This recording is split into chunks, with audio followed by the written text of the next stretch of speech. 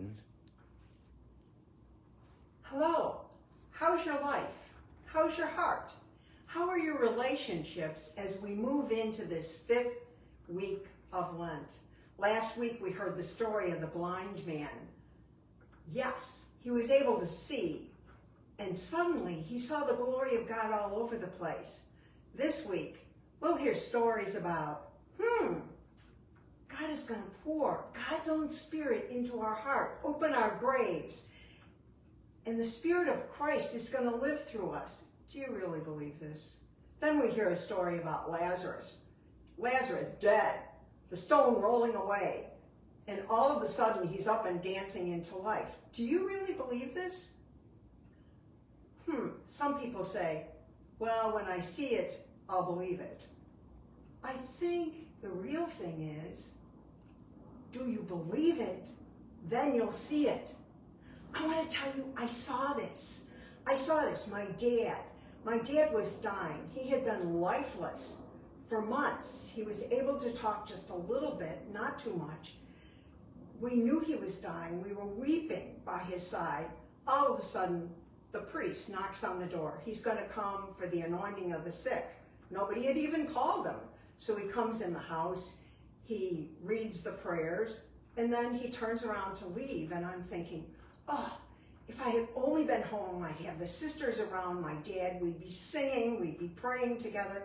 And this was just, I experienced rattling words and him walking out. All of a sudden, the priest turns around, walks back into the bedroom, takes my dad's arm, wraps it around his, and begins singing in an Irish tenor voice, some song he learned from his Protestant organist in South Carolina. I was stunned, but I watched my dad.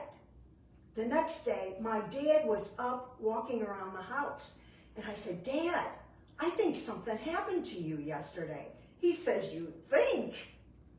It was worth waiting 80 years. I felt God rise up in my whole body and look at me. And he lived for a few more months. I was at a confirmation last night. My great niece, 13 years old, everything is boring.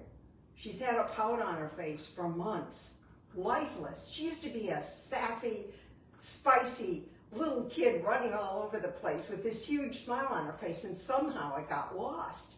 She was like dead of spirit. So we're all gathered in the church, the confirmation's going on, the bishop takes the chrism and drills it, like really wipes it, pushing it as hard as he could, like to the core of her very being.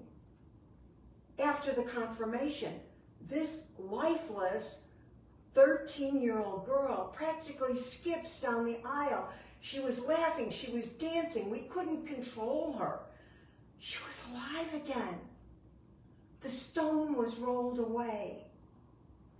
Today, Christ is weeping over our relationships, weeping over the deadened spirit of humanity, weeping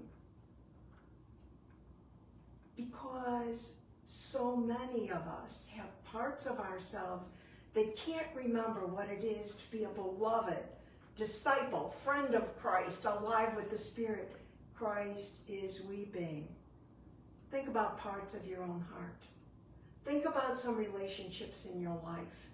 Think about those relationships to people in the news. Are your relationships with them alive, heartfelt, filled with unconditional love? Or are they dead, mean, angry?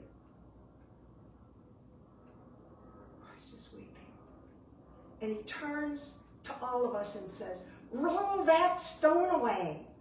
Use whatever gifts you have to roll away the stones that keep people's spirits lifeless, dull, depressed, rude. Roll the stone away and unbind those beautiful, spicy, sassy, zesty, beloved sons and daughters of God. The world is waiting. What relationships are calling for a stone to roll away? For you to unbind the relationship? And how will you encourage your fellow friends, fellow humans, to dance into life, fully spirited with the Spirit of Christ. We've got a lot to do this week. Good luck. I'm praying for all of us.